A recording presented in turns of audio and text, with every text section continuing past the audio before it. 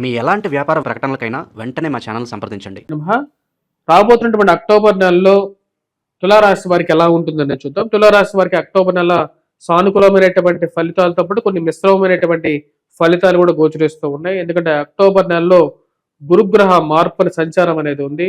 October నెలలో నేను already గురువు సంచారం అతిచార స్థితి అని చెప్పడం జరిగింది.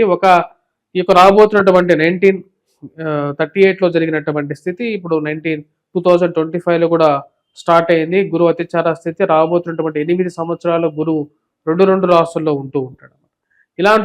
ఇలాంటి స్థితి రాబోతున్నటువంటి అక్టోబర్ 18 నుంచి కూడా దీని యొక్క ప్రభావం అనేది తులారాశి వారి మీద కూడా ఉంటుంది. భాగ్యస్థానంలో సంచారం చేస్తున్నటువంటి గురువు రాజ్యస్థానంలోకి రాబోతున్నాడు. కాకపోతే 1-2 నెలల పాటు దీని యొక్క ప్రభావం అనేది ఉంటుంది. దీని గురించి సపరేట్ వీడియో కూడా చేయడం జరిగింది. కావాలంటే మీరు ఛానల్లో చెక్ చేసుకోవచ్చు. రాశిలో ఉండేటువంటి వారికి ముఖ్యంగా అక్టోబర్ నెల అనేది సానుకూలమైనటువంటి ఫలితాలతో కొంచెం స్టార్ట్ అవుతుంది. ముఖ్యంగా వచ్చినప్పటికీ దూర ప్రాంత ప్రయాణ సంబంధితమైన విషయాలు కొన్ని ముడిపడతాయి. అదేవిధంగా బంధువులు స్నేహితులతో కలవటం, మానసికమైనటువంటి సంతోషంగా గడపటం అనేది జరుగుతుంది. ఈ రాశిలో ఉండేటువంటి వారికి శుక్రుడు యోగకారకమైనటువంటి స్థితిలో ఉన్నాడు. ఫైనాన్షియల్ గా ట్రాన్సాక్షన్స్ జరగటం, రొటేషన్ అనేది సానుకూలపడటం అనేది ఒక మంచి పరిణామంగా చెప్పొచ్చు. ఈ రాశిలో ఉండేటువంటి వారికి షష్టముల సంచారం చేస్తున్నటువంటి శని యోగకారకమైనటువంటి ప్రశాంతమైనటువంటి జీవితాన్ని ఇవ్వగలుగుతున్నాడు. ఈ రాశిలో ఉండేటువంటి వారు దుబారా ఖర్చు విషయంలో జాగ్రత్తగా ఉండాలి. కావలసినటువంటి వరకే డబ్బు ఖర్చు పెట్టడానికి ఎక్కువగా ప్రయత్నం చేయాలి. అనవసరమైనటువంటి వృధా ఖర్చుని దుబారా ఖర్చుని తగ్గించుకోవడానికి ఎక్కువగా ప్రయత్నం చేయండి. దుర్జన సాంగత్యం, అనవసరమైనటువంటి వారితో అంటే ఎవరైతే దుర్జనులు ఉంటారో వారితో సావాసము అనవసరము, అదేవిధంగా వారితో విరోధము మనకు అనవసరంగా చెప్పడం జరుగుతుంది. అదొక సూచనగా చెప్పడం జరుగుతుంది. ఈ రాశిలో ఉండేటువంటి వారు ముఖ్యంగా మోసపూరితమైనటువంటి మాటలు అనేది నమ్మద్దు. అనవసరమైనటువంటి కోపతాపాలకి దూరంగా ఉండాలి. ముఖ్యంగా వైవాహిక జీవితంలో జీవిత భాగస్వామితో సత్సంబంధాల విషయంలోనూ ప్రేమ సంబంధితమైన విషయాల్లోనూ జాగ్రత్తలు అనేవి తీసుకోవాలి. జన్మరాశిలో కుజగ్రహ సంచారం అనేది జరుగుతుంది. దీని యొక్క ప్రభావం అనేది ఈ రాశి వారికి ముఖ్యంగా ఈ యొక్క విషయాల మీద ఎక్కువగా ప్రభావం అనేది ఉంటుంది. రాశిలో ఉండేటువంటి వారు ఆ విషయాన్ని గమనించాలి. అదేవిధంగా రాశిలో ఉండేటువంటి వారికి శుక్రుడు యోగకారకమైనటువంటి స్థితిలో ఉన్నాడు. రాబోతున్నటువంటి నెలలో అక్టోబర్ 10వ తారీఖున తన యొక్క మార్పు అనేది మంచి వ్యయ స్థానంలోకి జరుగుతుంది. దాని ద్వారా వచ్చినప్పటికీ ఫైనాన్షియల్ గా రొటేషన్ అనేది బాగా కలిసి రావటం అనేది జరుగుతుంది. అదేవిధంగా హెల్త్ పరంగా వయోవృద్ధులకి సానుకూలమైనటువంటి ఫలితాలు అక్టోబర్ 18వ తారీఖు వరకు కూడా పొందగలుగుతారు. పిల్లల యొక్క ఎదుగుదల, సానుకూలమైనటువంటి ఫలితాలు, విద్యార్థులు విద్యా సంస్థల్లో పనిచేస్తున్నటువంటి వారికి కూడా సానుకూలమైనటువంటి స్థితి గురువు యోగాన్ని ఇవ్వగలుగుతాడు. అక్టోబర్ 18వ తారీఖున జన్మరాశిలోకి కుజుడు రవి యొక్క స్థితి కలయిక ఉంటుంది. దాన్ని యుక్తాయోగం అని చెప్పి పిలుస్తారు అన్నమాట. యుక్తాయోగం అనేది ఇక జన్మరాశిలోనే జరుగుతున్నది. ఇక జన్మరాశిలో ఎప్పుడైతే రవి కుజుడు కలిసి ఉంటారో స్ట్రాంగ్ డిటర్మినేషన్ గా ఉంటారు అన్నమాట. అంటే ఏదైనా సరే ముండి పట్టుగా బలమైనటువంటి సంకల్ప దీక్ష అనేది స్టార్ట్ అవుతుంది. కానీ జన్మరాశిలో కుజుడు రవి కలయిక వల్ల ఈ రాశిలో ఉండేటువంటి వారికి కోపతాపాలు అనేవి కూడా అదే విధంగా చాలా ఎక్కువగా ఉంటాయి. ఏదైనా సరే మనకు కావాలి అంటే అది మొండి పట్టుకొని చిన్నపిల్లల్లాగా మాకు అదే కావాలి అనేటువంటి కొన్ని కోపతాపాల కోసం వెళ్తారు. అది కొన్నిసార్లు మంచిది అవుతుంది. ఎందుకంటే చేయాలనుకున్నటువంటి పని మీద పట్టు ఉన్నప్పుడు దాన్ని ఏదో విధంగా సాధించడం అనేది ఒక మంచి పట్టునిస్తుంది. కానీ అదే వ్యతిరేకంగా కూడా మారుతూ ఉంటుంది. ఎప్పుడైతే మనం ఆ యొక్క పట్టుని మొండి పట్టుగా మారినప్పుడు దాని వ్యతిరేకమైనటువంటి ఫలితాన్ని కూడా మనం చవి చూడాల్సినటువంటి పరిస్థితి వస్తుంది అన్నమాట. కాబట్టి ఆ విషయంలో జాగ్రత్తగా ఉండండి. అదేవిధంగా వైవాహిక జీవితంలోనూ ఈ కోపతాపాల వల్ల రిలేషన్షిప్స్ లోనూ దాని యొక్క ప్రభావం అనేది ఉంటుంది. రాశిలో ఉండేటువంటి వారు ముఖ్యంగా గురువు యొక్క సానుకూలమైనటువంటి స్థితిలో 18వ తారీఖు వరకు ఉంటాడు.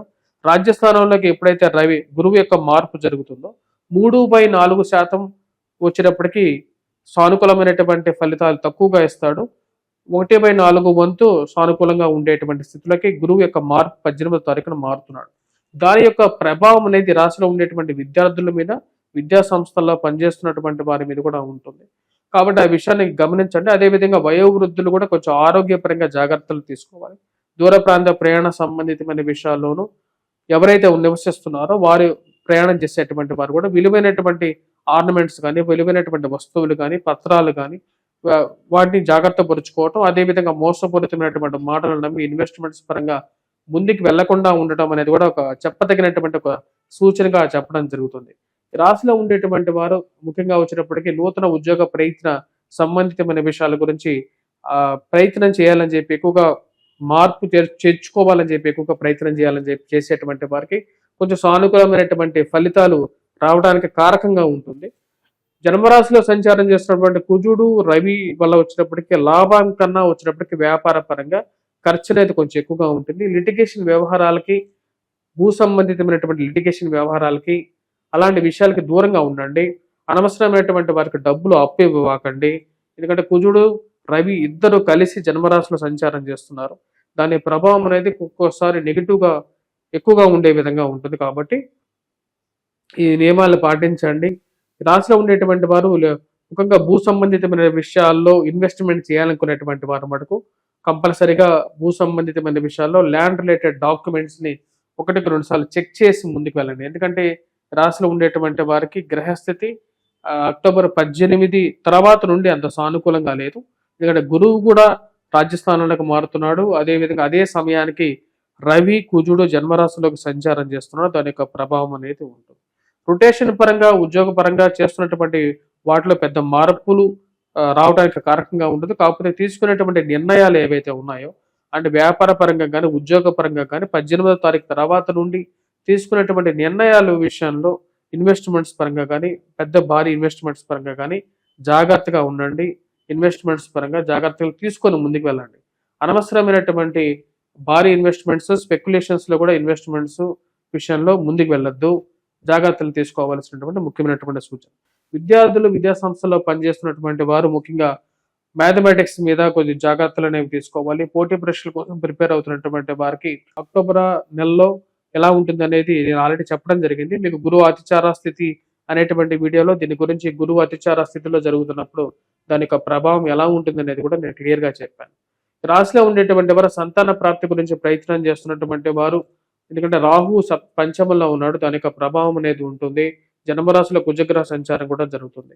కానీ ఈ రాశిలో ఉండేటువంటి వారు బంధువులు స్నేహితులతో గడిపి కొంచెం ఉల్లాసంగా ప్రశాంతంగా జరిగేటువంటి ఒక మాసంగా కూడా ఉంటుంది. పెద్ద పెద్ద డెసిషన్స్ తీసుకునేటప్పుడు కంపల్సరీగా మీ యొక్క పర్సనల్ జాతకాన్ని 1-2 సార్లు చెకప్ చేసుకోండి. తులారాశి వారు కంపల్సరీగా రాశిలో ఉండేటువంటి వారు ఈ యొక్క నెలలో ఎటువంటి పరిహారాలు చేసుకోవాలి అనేది చూద్దాం. ఈ రాశిలో ఉండేటువంటి వారు ఈ యొక్క నెలలో ముఖ్యంగా వచ్చినప్పటికీ గురుగ్రహ మంత్ర జపం చేసుకోవటం, అదేవిధంగా మేధ దక్షిణామూర్తి శ్లోకాన్ని పఠించటం, మరియు అదేవిధంగా వచ్చినప్పటికీ హనుమాన్ చాలీసా పఠించడం, హనుమాన్ దేవాలయ దర్శనం, హనుమంతుడికి సింధూరాన్ని సమర్పించండి. నెక్స్ట్ మంత్ లో కూడా వచ్చినప్పటికీ కుజుడు ధనస్థానంలోనే సంచారం చేస్తాడు. ఈ నెలలో 25వ తారీఖున కుజుడు యొక్క మార్పు జరుగుతున్నది. అది ధనస్థానంలోకి మారుతాడు. దాని యొక్క ప్రభావం కూడా వచ్చేటప్పటికి అంత సానుకూలంగా ఉండదు. కాబట్టి రాశిలో ఉండేటువంటి వారు ఆ యొక్క పరిహారం కూడా చేసుకోవాలి. హనుమంతుడికి సింధూరాన్ని సమర్పించి ఆ యొక్క సింధూరం నుంచి కొంత సింధూరాన్ని తీసుకొని ప్రతినిత్యం పెట్టుకోండి. అదేవిధంగా ఆశ్వీజ మాసం అంటేనే అమ్మవారికి చాలా ప్రీతికరమైనటువంటి మాసం. లలిత అమ్మవారు లలిత సహస్రనామ పారాయణం చేసుకోండి. లలిత సహస్రనామం పారాయణం చేసుకుంటే ఏ దేవీ దేవతలను కూడా పూజించాల్సిన అవసరం లేదు. ఎందుకంటే అందరూ అమ్మవారిలోనే ఉంటారు.